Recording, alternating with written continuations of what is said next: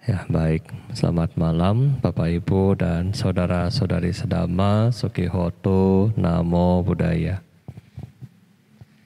Jadi pada kesempatan hari ini melanjutkan topik kita yang kemarin bahwa di Kapilawastu setelah Sang Buddha menahbis ya para suku 250 dari suku Sakya, 250 dari suku Kolia ya. Setelah mereka tidak jadi perang dan pada akhirnya mereka mendanakan pangeran-pangeran untuk dijadikan sebagai Bhikkhu Sangha. Jadi ada bagus juga ya, setelah tidak perang malah function. Ya, function anak, function suami ya, jadi biku.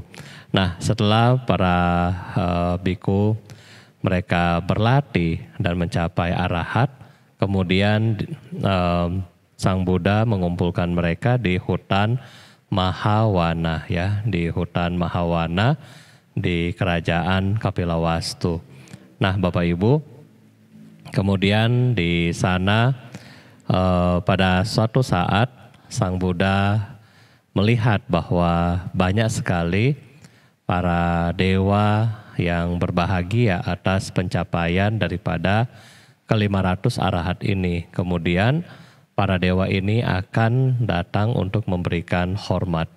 Nah, jadi ketika para dewa ini mulai datang, nah jadi inilah asal-usul daripada Mahasamaya Sutta yang tadi kita sudah baca, di mana para dewa datang ya, tadi kita lihat datang secara bergantian ya, sesuai dengan urutan ya Bapak Ibu. Maksudnya sesuai dengan urutan adalah urutan daripada tingkat-tingkat di alam surga. Jadi mana yang lebih yang paling tinggi, yang paling akan dekat dengan Sang Buddha. Nah, ketika kita membaca kronologi dari hidup Buddha ya, di situ disebutkan bahwa saking banyaknya yang datang ya, saking banyak sekali yang datang, bahkan Bapak Ibu ya, satu helai rambut pun diisi sama dewa ya. Jadi bahkan kita punya rambut satu helai aja sudah nggak ada tempat, saking tempat ini sudah sangat-sangat padat. Dan juga bukan alam dewa yang datang juga, tetapi alam seperti tadi kita baca ada alam naga, Garuda, Yaka ya, kemudian para asura, juga sampai pada alam Brahma. Kalau kemarin Bante lihat sampai alam Brahma, Akanista ya, sampai di alam situ. Nah, jadi ketika kita melihat bahwa dari alam asura sampai alam Dewa Brahma yang datang, maka ini sangat-sangat banyak sekali.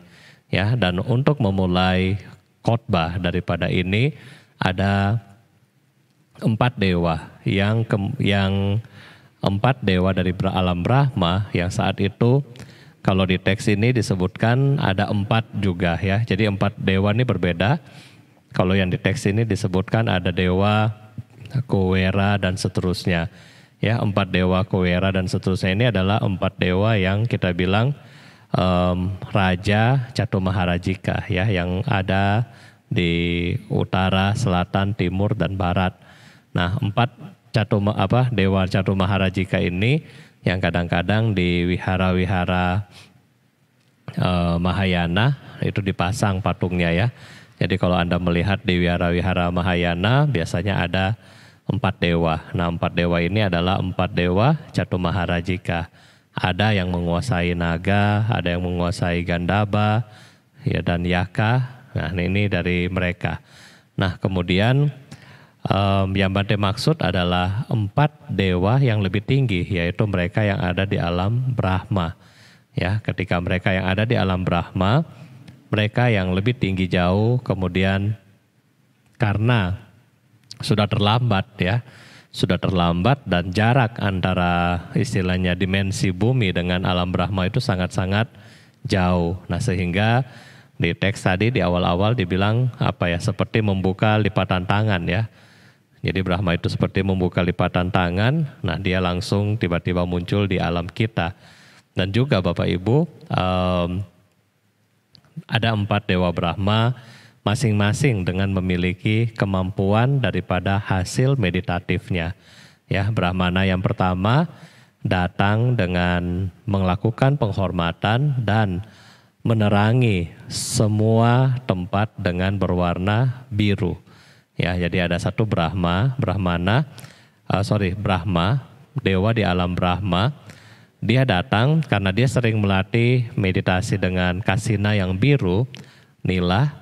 Nah, dia datang kemudian seluruh hutan tempat mereka berkumpul, termasuk semua dewa, termasuk semua biku, karena terpapar ya warna biru daripada kekuatan meditatif si Brahma ini, maka semua berubah ya, seperti kena warna biru di badannya ya.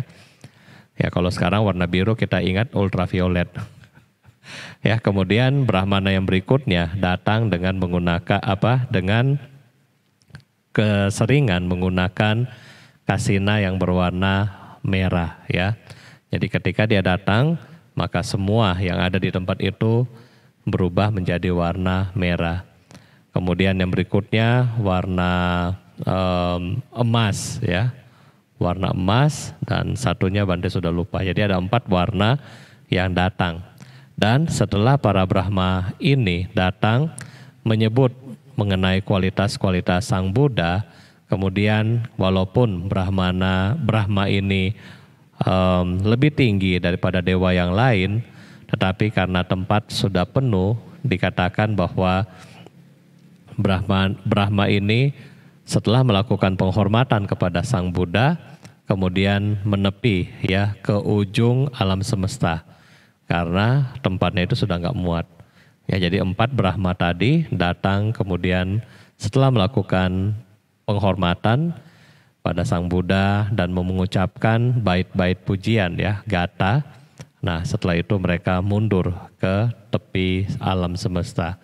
Nah, jadi kita melihat bahwa kumpulan ini sangat banyak dan benar-benar kita lihat bahwa inilah kita bilang Buddha itu adalah guru para dewa dan manusia ya. Jadi semua makhluk datang kemudian melihat ya, senang terhadap siapa? Senang terhadap para arahat.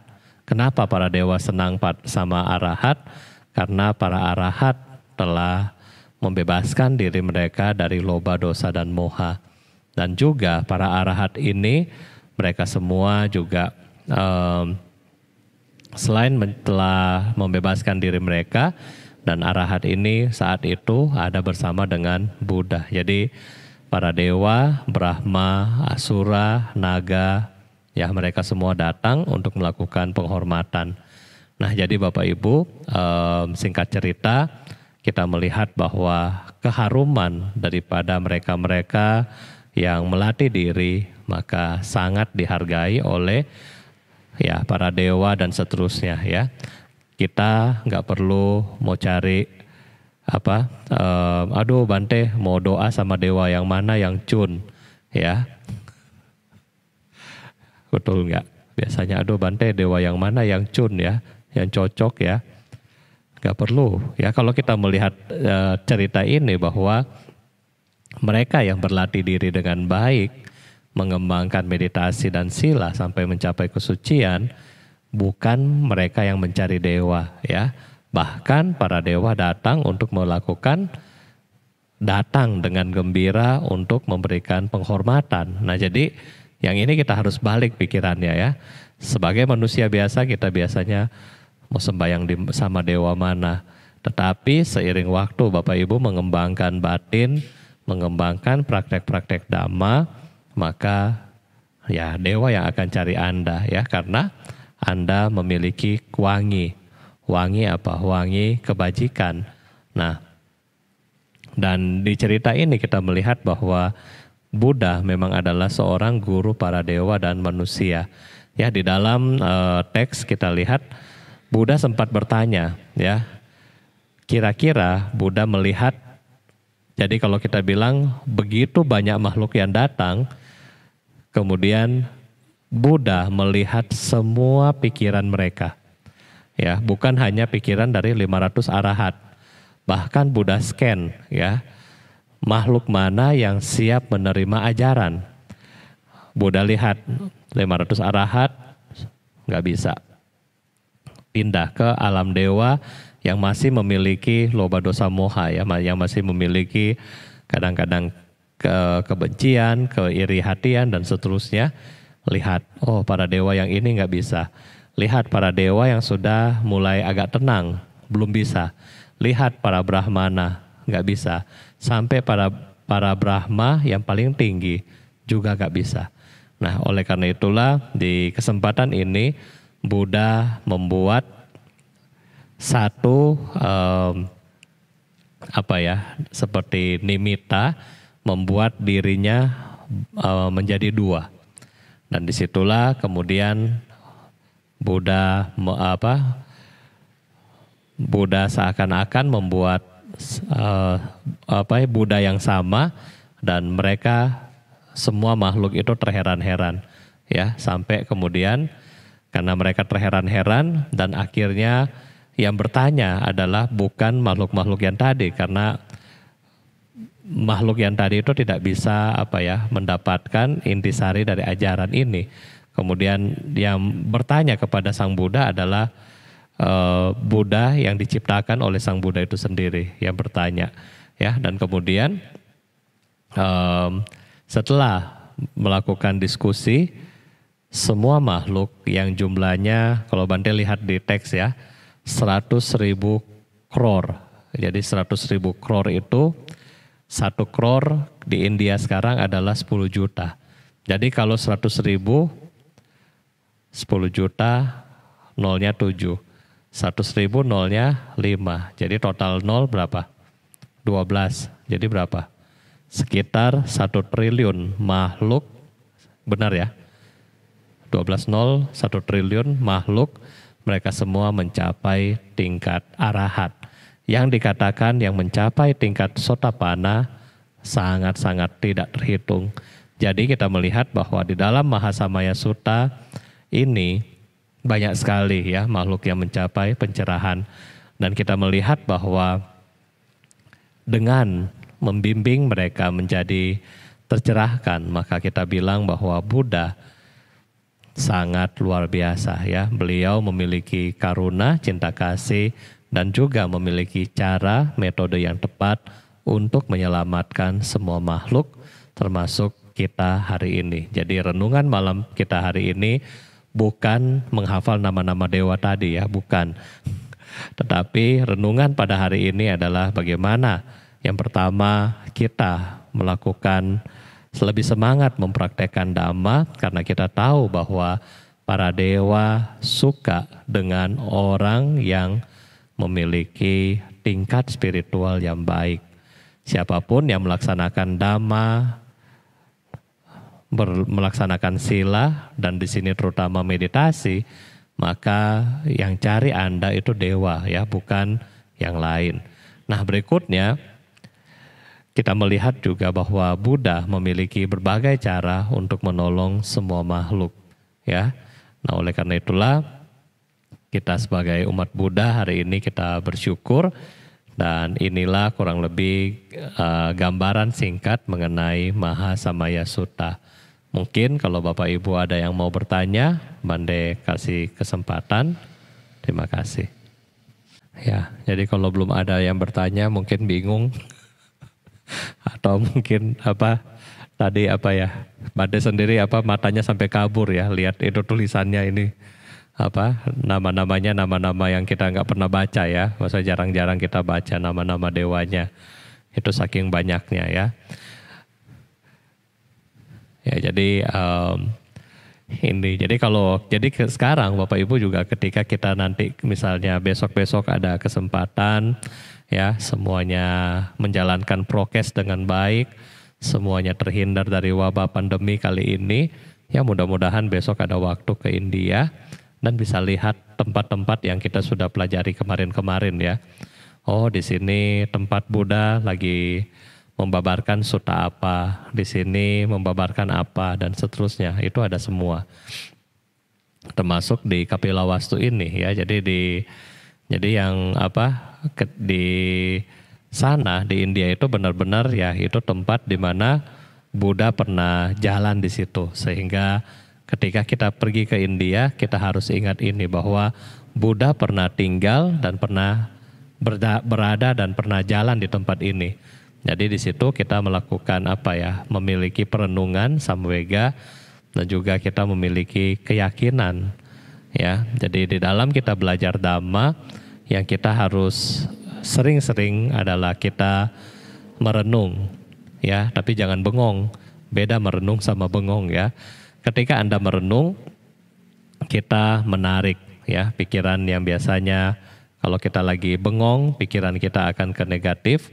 Tetapi kalau kita merenung, kita membawa yang negatif tadi ke arah yang positif. Jadi semakin sering kita merenung dalam hal ini, merenung kualitas-kualitas Buddha, ya, merenung Dhamma dan seterusnya, maka ini akan membawa kualitas yang baik di dalam batin Bapak Ibu. Ya. Ada pertanyaan, silakan. Sudah ada pertanyaan di Facebook dari Tirsa Wijaya. Wandami Bante, saya ingin bertanya, siapakah Indra yang merupakan putra dari 4 raja dewa? Dan mengapa disebutkan kalau 4 raja dewa tersebut memiliki nama putra yang sama yaitu Indra? Nah, kalau Bante sudah bilang kalau nama para dewa Bante nggak tahu. Ya, jadi untuk nama itu sih Bante nggak ini ya. Jadi yang kita baca di teks tadi bahwa memang para dewa mempunyai anak dan anak-anaknya mereka tadi kan kalau kita lihat di teks adalah Indra. Semua namanya Indra, tetapi yang mana kita nggak tahu yang mana ya. Maksudnya yang perbedaan-perbedaannya Bante nggak tahu yang mana. Ya, terima kasih. Selanjutnya dari YouTube, Citra Teks. Selamat malam Bante, izin bertanya. Para dewa yang sudah mencapai arahat, karena umur dewa-dewa tersebut sangat panjang, berarti saat ini mereka masih ada ya Bante? Terima kasih. Iya, jadi para dewa yang kalau misalnya mereka yang sudah mencapai pencerahan di masa lampau, tetapi karena dewa mereka masih memiliki kehidupan yang panjang, ya sudah pasti mereka masih ada sampai saat ini. Ya, oleh karena itu bukannya nggak mungkin ketika Anda sering memiliki yang kita sudah bahas beberapa minggu kemarin, ketika kita memiliki devosi, ya, memiliki merasa keyakinan, rasa seperti kita memiliki rasa penghormatan ketika Bapak Ibu sedang baca parita, memperlakukan melakukan istilahnya baca parita, atau ketika Anda baca parita Anda sangat-sangat kusyuk. Bukan nggak mungkin para dewa itu yang lahir di zaman Buddha, bukan tidak mungkin mereka akan ada bersama Anda. Ya, karena yang Anda ucapkan adalah kata-kata Buddha itu sendiri. Ya, yang kita baca itu adalah kata-kata Buddha itu sendiri. Jadi ketika kita merenungkan kembali parita atau ya kita baca karania dan seterusnya, makanya Bante bilang kenapa jadi memiliki kekuatan, karena ini adalah kata-kata Buddha itu sendiri. Dan kemudian para dewa yang sudah belajar dengan Buddha, nah mungkin mereka belum mencapai tingkat-tingkat yang lebih tinggi, tetapi mereka yang memiliki yang tingkat-tingkat yang lebih kesucian yang di bawah, bukan tidak mungkin mereka bisa membantu Anda. Ya, jadi mereka masih bisa ada sampai saat ini. Dan bahkan bukan hanya para dewa, ya, ada beberapa arahat yang dipercaya. Beberapa arahat itu masih ada, seperti yang Bante pernah pergi di Gunung Gurpa, ya, Gurpa di dekat Bodh Gaya. Di sana dipercaya, ya, di sana dipercaya sebagai tempat tinggal dari Yang Mulia Bante Mahakasapa. Jadi setelah Bante Mahakasapa mengadakan konsili di Rajgir, kemudian Yang Mulia Bante Mahakasapa ini pergi ke Gurpa ya, berdiam di situ, di dalam, mereka bilang ya, di dalam jana berdiam. Kemudian di situ beliau menunggu sampai Buddha Maitreya datang. Ya, jadi itu ada apa? Ini ada cerita ya, terutama mungkin Bapak Ibu kalau pernah belajar Mahayana, nah ini ada cerita seperti itu ya. Mahayana dan Tibetan ada cerita seperti ini. Nah jadi arahat ya, jadi beliau sebagai arahat, dan juga ada juga yang terkenal di Myanmar sama di Thailand, satu arahat yang bernamanya Upagupta ya. Kadang-kadang kalau Anda lihat satu arahat dia apa, pegang bol melihat ke atas dan kayak pakai topi, topinya kayak topi apa, topi daun begitu. Nah arahat ini dipercaya ya ada di sekitar dekat di daerah Myanmar di sana. Nah ada di dalam samudra. Nah jadi ya mereka masih percaya itu masih ada ya, masih ada dan kadang-kadang masih bisa muncul. Katanya ya ada guru juga saya pernah dengar ya, pernah dengar bahwa satu guru, nah dia bisa tahu bahwa arahat Upagupta itu pernah ketemu dia di Bodh Gaya ya. Kalau Bante nggak tahu yang mana. Cuma ada yang percaya bahwa pernah ada di situ. Nah jadi mereka ini masih ada bersama kita dan mereka ada yang beberapa masih berusaha menjaga agar usia Dhamma ini tidak berkurang. Dan ada juga yang berfungsi yang lain ya, seperti itu. Terima kasih. Selanjutnya pertanyaan di Facebook dari Saudari Fungli. Namaste Bante, izin bertanya, bagaimana umat biasa dapat mengendalikan diri dari ketakutan dan memiliki kewaspadaan seperti bait terakhir dari Sang Buddha di sutta ini? Anumodana Bante. Ya, bagaimana kita menghindari ya ketakutan, ya bagaimana kita berusaha mengurangi ketakutan dan bagaimana kita pengendalian diri ya, bagaimana kita mengembangkan pengendalian diri. Ya sebenarnya yang kita perlu lakukan adalah pelan-pelan praktek ya, pelan-pelan praktek. Dengan kita pelan-pelan praktek Dhamma, kita belajar dulu. Setelah Anda belajar, Anda praktek ya. Kenapa kalau Bante selalu anjurkan Bapak Ibu praktek ya. Dan saya paling sering ya selalu bilang kepada Anda, ayo atasila, ayo meditasi. Kenapa? Karena biar Anda tidak lupa. Kalau Bante bilang, ayo berbuat baik, ya Bante lupa.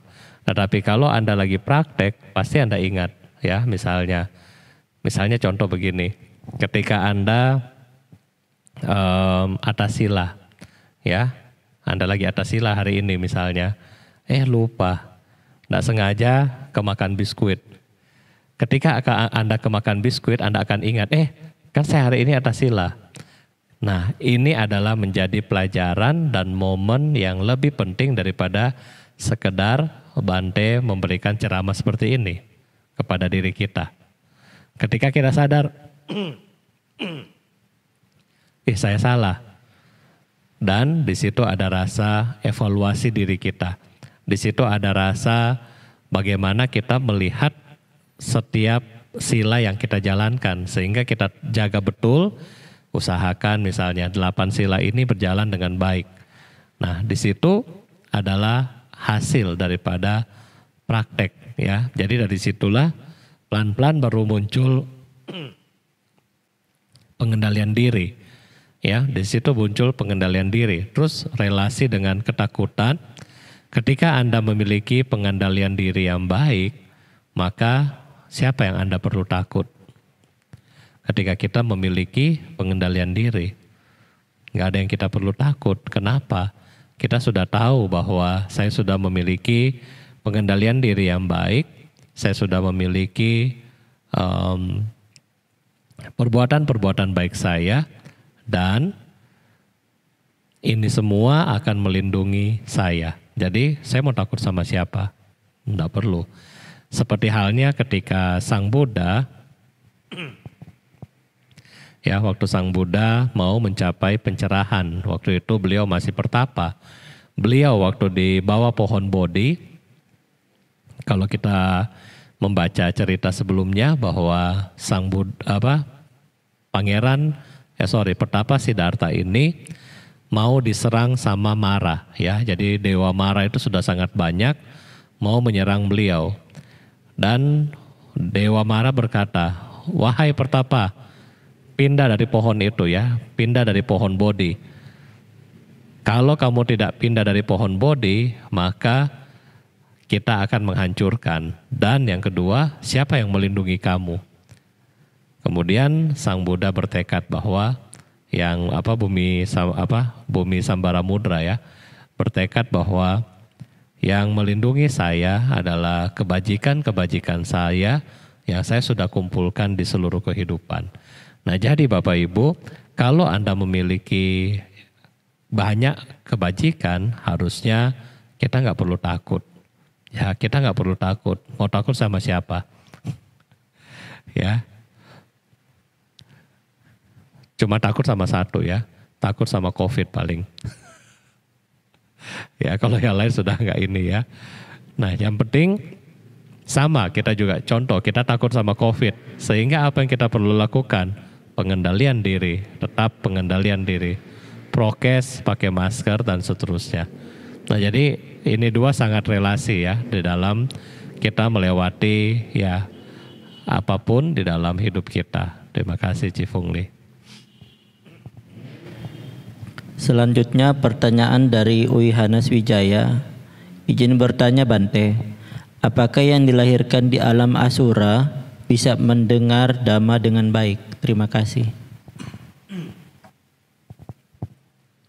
Apakah yang lahir di alam asura bisa mendengarkan Dhamma dengan baik? Tergantung daripada yang baca. Tergantung daripada yang baca. Jadi misalnya Bapak Ibu, ketika Anda mau baca doa ini, parita-parita, liamkeng atau mantra, di dalam hati kita bertekad semoga ketika saya baca doa ini, semoga makhluk-makhluk yang ada di sekitar saya ini, semoga mereka bisa mendengar. Ya, semoga mereka bisa mendengar. Nah, jadi makhluk-makhluk yang ada di kita, di sekitar kita nggak tahu. Ya, mungkin peta, asura, dan seterusnya. Mereka ada di sekitar kita. Dan ketika kita memiliki motivasi seperti ini, berarti motivasi ini adalah motivasi yang penuh cinta kasih. Kita mau upayakan suara kita ini bisa didengar sama mereka. Kita mau upayakan kita punya biar doa ini yang bagus mereka bisa dengar. Nah, sehingga ketika kita punya motivasi yang tulus seperti ini, mereka akan bisa menjadi attention dengan kita. Ya, walaupun belum tentu mereka bisa dengar. Kenapa? Karena setiap makhluk yang ada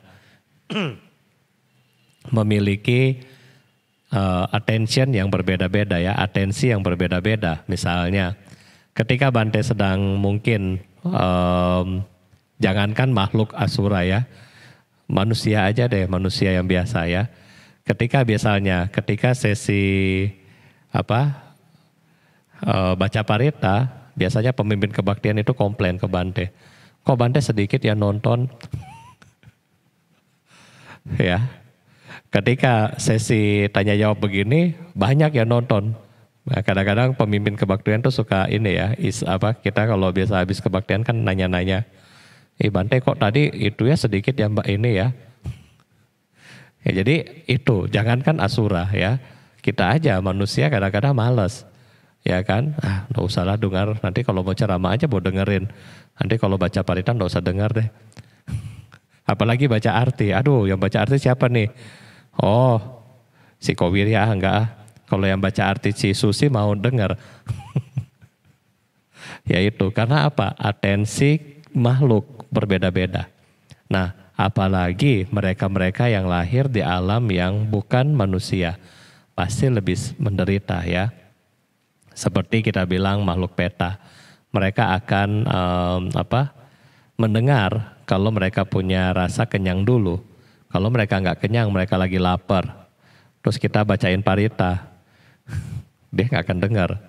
Ya, oleh karena itu beberapa teknik di dalam mungkin kita pernah belajar di Mahayana. Nah, mereka ada biasa malam itu kasih makan ini dulu ya. Ada persembahan ke makhluk peta. Nah, setelah persembahan di makhluk peta di dalam liturgi, kemudian ada doa ya, sekaligus dengan pembacaan doa. Jadi diharapkan setelah makhluk-makhluk ini makan, punya kekuatan di dalam dia punya rasa keinginan untuk makanan itu terpenuhi, nah mereka akan mulai datang mendengarkan dhamma itu. Nah jadi sama ya, jadi ini berlaku Bante Rasa untuk semua makhluk ini ya. Terima kasih.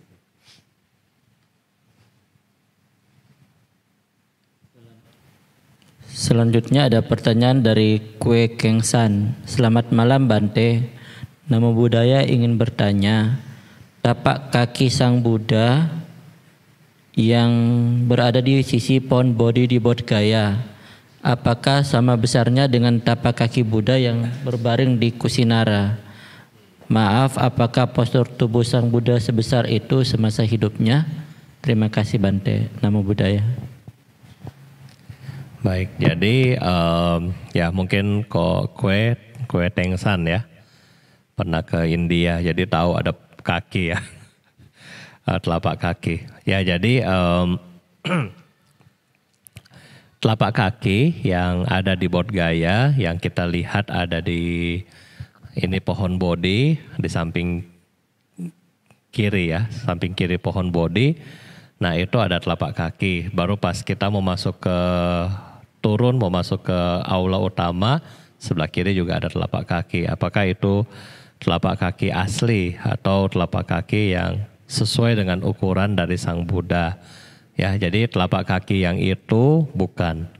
Ya, jadi telapak kaki yang di bawah pohon Bodhi yang itu, ya yang di luar itu bukan. Yaitu bikinan, dan yang patung juga di Kusinara, yang Buddha panjang ya sekitar mungkin ada sekitar 5 meter itu patung ya, yang Buddha Parinibbana itu juga bukan, itu juga baru ya. Sesungguhnya kurang lebih postur asli dari Sang Buddha dipercaya yang mendekati asli adalah yang ada di Bodh Gaya, tetapi yang ada di ruang utama. Jadi kurang lebih panjangnya tinggi dari badan kurang lebih hampir 2 meter ya. Jadi kurang lebih tinggi yang postur asli yang mendekati. Jadi banyak yang bilang bahwa yang ada di Bodh Gaya yang tengah, yang biasa kadang-kadang kita display, nah itu adalah yang mendekati postur badan daripada Sang Buddha. Yang ini yang dipercaya ya, yang mendekati. Nah kalau yang lain dari itu enggak sama ya, jadi enggak sama. Ya, jadi Sang Buddha bukan seperti yang itu 5 meter atau itu bukan, tetapi badannya kurang lebih ya sekitar mungkin 2 meteran ya, sekitar segitu. Ya, terima kasih. Pertanyaan dari Cik Fungli lagi. Izin bertanya Bante, lebih baik membaca parita bersuara dengan yang hanya membaca dalam hati, apakah ada perbedaannya Bante? Anumodana. Ya baik, jadi apakah baca parita mana yang lebih baik ya? Ya dua-dua baik ya, dua-dua baik. Dua-dua ini baik, kita mau baca dalam hati maupun kita mau baca pakai suara, dua-dua adalah bagus ya. Nah jadi tetapi lebih bagus ketika kita membacakan pakai suara. Kenapa? Ketika kita baca pakai suara maka kadang-kadang kita lebih bisa konsentrasi ya. Jadi ketika Bante dulu pernah dengar dari satu guru, saya lupa, Rinpoche, kalau nggak salah Lama Zopa Rinpoche ya. Dia bilang ketika baca doa ya minimal ya istilahnya kita punya, mungkin kita nak bersuara, tetapi kita punya istilahnya mulut itu bergerak. Ya, kalaupun misalnya Anda lagi mungkin di bus Anda malu, Nanti dikira, aduh ini orang di sebelah ngapain baca-baca pakai komat kamit begitu ya. Ya, kalau zaman sekarang harusnya oke ya, walaupun Anda di bus, Anda bisa pakai masker, nggak ada yang lihat. Nah, jadi yang bagus adalah mengeluarkan suara. Kenapa? Ketika kita mengeluarkan suara, maka akan membawa manfaat bagi makhluk yang ada di sekitar kita. Misalnya yang bisa dengar. Contoh, mungkin yang di sekitar kita ada peliharaan misalnya seperti kucing atau anjing. Nah, ketika kita baca doa, nah mungkin ini bisa dengar. Walaupun sama atensinya juga sama. Dia mungkin nggak perhatikan apa yang kita dengar, tetapi yang kita ucapkan, ya kita harap semoga dia juga bisa ada jodoh dengan ini ya. Dan juga ketika satu guru, ketika dia suka mengulang, kalau nggak salah kehidupan lampau dari Bante Sariputta ya, kalau nggak salah ya, Bante lupa. Dia suka membaca satu sutta dan kemudian di kehidupan berikutnya dia suka membaca sutta di goa. Ya, jadi ada kelelawar-kelelawar yang ada di goa itu kemudian di masa mendatang menjadi muridnya.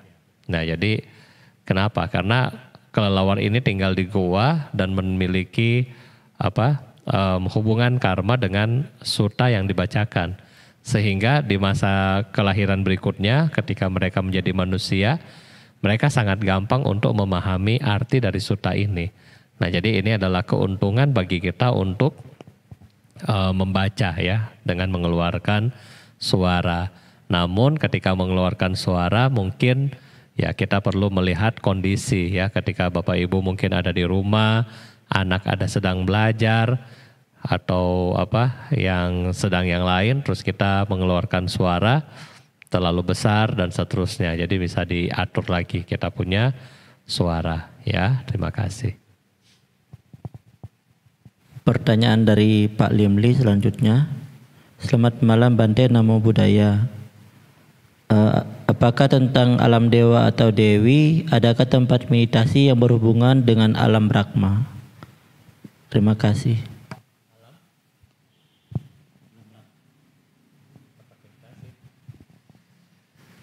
Alam dewa atau dewi, adakah tempat meditasi dengan hubungan alam Brahma?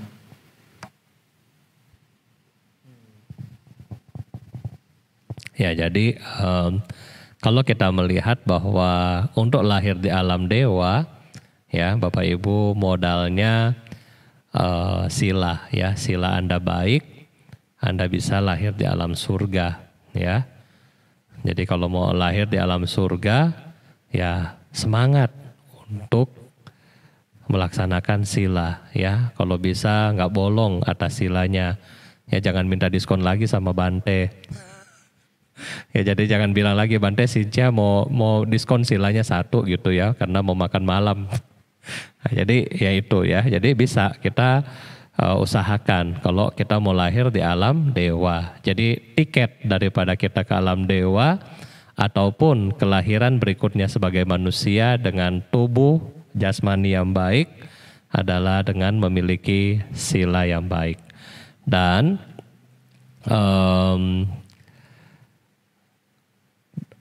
alam dewa itu ada 6 tingkat ya. Kalau tiap hari kita baca itu kan ada, apalagi yang ikut chanting pagi mereka tahu sudah alam dari Catumaharajika, alam Tawatimsa, Yama, Tusita, Nimanarati dan Paranimita Wasawati. Jadi kurang lebih 6 alam ini kalau orang yang rajin dan sangat menjaga silanya, mereka bisa lahir di 6 alam ini, salah satu dari 6 ya. Nah Bapak Ibu, kemudian ada yang lebih menarik ya. Lebih menariknya apa? Jangka hidup lebih panjang. Fasilitas beda dari 6 yang ini, lebih tinggi dari 6 ini. Ada 20 pilihan, yaitu 20 tingkatan surga di alam Brahma. Ya ini lebih tinggi daripada surga. Tetapi untuk ke sana tiketnya 1, mesti meditasi. Kalau nggak meditasi nggak bisa. Ya. Nah kalau umat Buddha nggak meditasi, nggak melaksanakan sila, aduh kesian, nggak bisa masuk surga sama alam Brahma.